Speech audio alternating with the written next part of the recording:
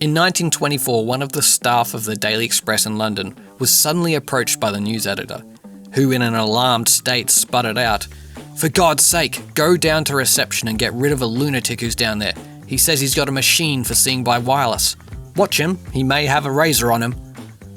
The lunatic in question was John Logie Baird, one of the now legendary fathers of television. His fed-up landlord had just evicted Baird from his home after he gave himself a 1,000-volt shock experimenting with his new television apparatus, and he was looking for ways to fund his continuing work. The news editor's complete disbelief at Baird's claims should give you an idea of just how miraculous his invention was at the time, or of just how crazy a freshly electrocuted and evicted Baird looked. So how did this Scottish lunatic invent the television? And what happened next?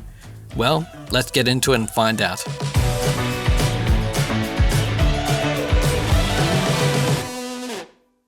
Baird's first working television set was built in 1924, using a truly eclectic mix of everyday items that included an old hat box, a pair of scissors, some darning needles, a few bicycle light lenses, a used tea chest, and sealing wax and glue that he purchased.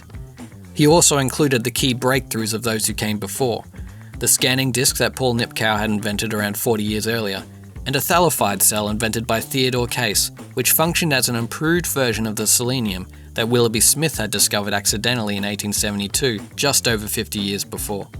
In fact, many believe that Baird actually did use selenium as the light detecting implement in his early televisions, though no one knows for certain. It appears he may have wanted to keep secret just what exactly he was using for the vital step of converting the light from each scanned line into an electric signal. In March 1925, he made a public demonstration at a Selfridges department store in London, where he successfully broadcast moving silhouette images. Then, in October 1925, he broadcast a ventriloquist dummy's head, whom he nicknamed Stooky Bill, and unlike Baird's living, breathing acquaintances, was not bothered by the long hours spent sitting beneath bright lights as Baird experimented and tweaked his device. Then in late January 1926, he made the first public demonstration of true television images for members of the Royal Institution and a reporter from the Times, where he televised a live moving image of his business partner Oliver Hutchinson. And it's this device he demonstrated that we can describe the process of how it worked. First, he started with a Nipkow disc with 16 lenses in it. This would spin, transmitting a line-by-line scan of the subject. If we slow the spin right down, you can see that as the lens moves, it transmits light in varying intensities as its focal point passes across the varying brightness of the subject. When this varying in light intensity is then received by the Thalofide cell, it converts it into a corresponding varying electric signal. Baird then used a cable to send this signal to a neon bulb that would then vary its brightness in response to the varying current generated by the Thalofide cell. When this light was then shone through a corresponding Nipkow disc with a matching set of lenses, it projected the same image it received. And when you speed this process right up, you get what the eye perceives as a moving image. At the time, Baird could only produce a frame rate of 5 frames per second. Most of our broadcast images are now at a minimum of 24 frames per second, but he was soon able to increase this as he continued to refine his creation.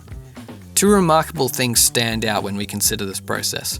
The first is just how simple and mechanical this first process was, and how it works can be easily explained in a matter of minutes, and yet the result feels like magic. The second is the process of scanning the image line by line, which is still how we digitally capture moving images in a lot of formats today. And the thought that this concept began all the way back with the fax machine we discussed last episode, invented by Alexander Bain in 1843. You'll notice that the key thing we're describing here is how the images were transmitted. We're yet to get to the infamous box with a glowing screen that would dominate our homes. From here, every development and advancement in transmitting images built upon the key basic concepts we've described, with each step causing significant leaps in the quality of image.